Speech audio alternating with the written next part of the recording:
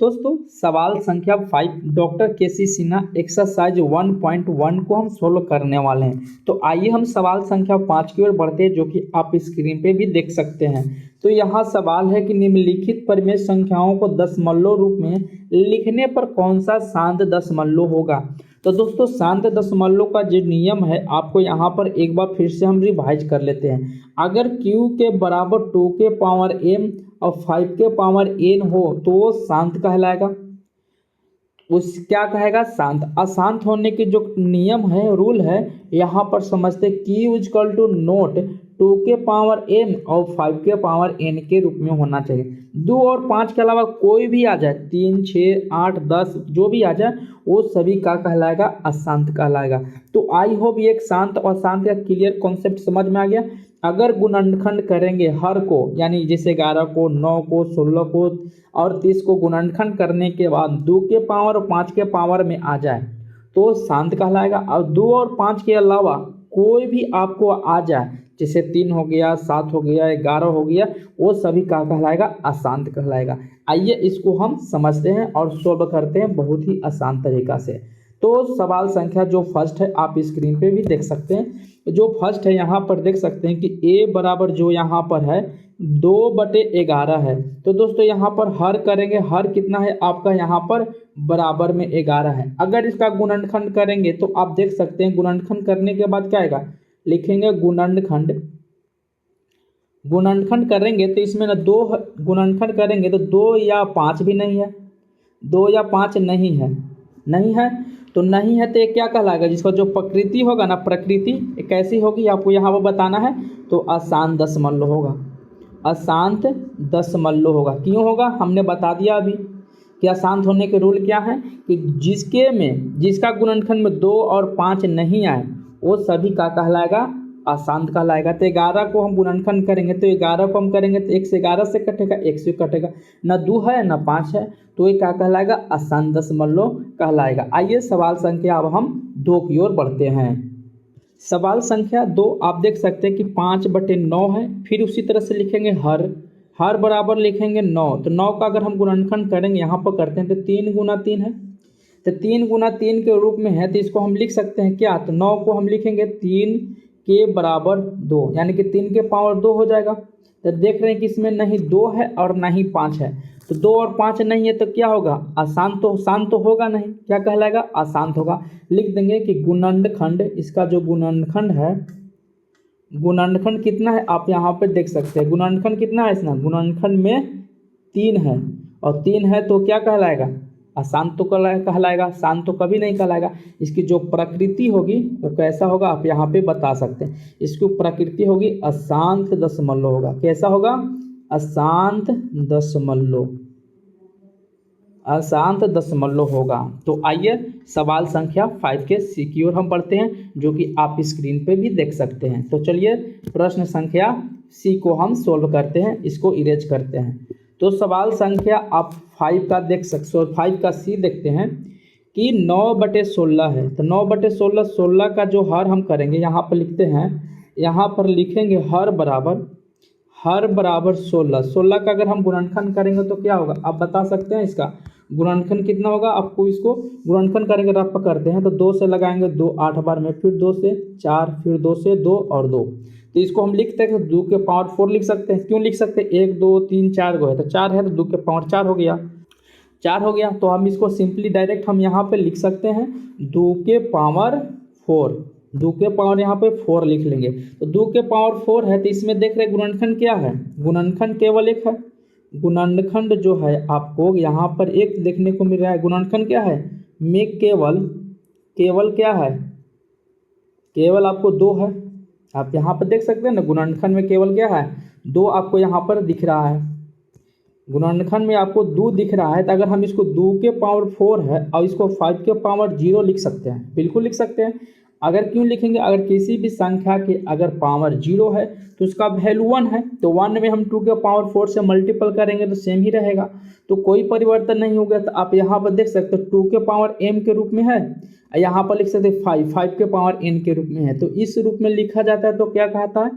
तो शांत दशमलव होगा। इसका जो राइट आंसर होगा, प्रकृति इसका जो होगा ना, क्या होगा, आप यहाँ पे लिख सकते हैं। इसकी जो प्रकृति होगी, प्रकृति जो होगा वो शांत होगा। कैसा होगा? शांत दशमलव होगा। तो शांत दशमलव इसका जो राइट आंसर होगा। तो आइए सवाल संख्या अब 5 के सी की ओर बढ़ते हैं, जो कि आप स्क्रीन पे भी देख सकते हैं। तो इसको हम थोड़ा इरेज करते हैं। तो इरेज करने के लिए हम इसको क्लीन करते हैं। तो क्लीन करने के बाद आप देख सकते हैं सवाल संख्या अब डी है। डी आपके सामने 11/30। तो इसका हर लिखेंगे तो क्या होगा? 30। और 30 का फैक्टर करेंगे 2 गुना, लिख सकते 3 गुना 15। तो देख रहे हैं कि 2 भी है 3 भी है, और 2 और 3 के अलावा कोई भी और संख्या आ जाए, जैसे 5, 7, 9, तो वो संख्या क्या कहलाएगा? अशांत कहलाएगा। तो आइए इसको हम सबसे पहले लिखते हैं। तो लिखने का तरीका क्या है, उसी तरह से इसको हम लिखेंगे। यहाँ पर 5 आ गया, तो लिखेंगे यहाँ पर लिख लेंगे कि गुणनखंड में 3 शामिल है।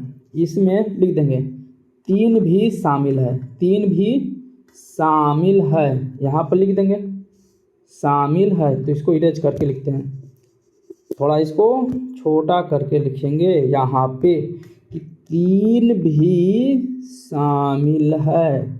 क्या है? 3 भी शामिल है। तो अतः इसकी प्रकृति होगा, कैसा होगा आपको पता हो गया कि 2 और 3 के अलावा कोई, 2 और 5 के अलावा कोई भी संख्या इसमें आ जाए तो अशांत दशमलव कहलाएगा। तो ये रहा सवाल संख्या 5 का और कंप्लीट।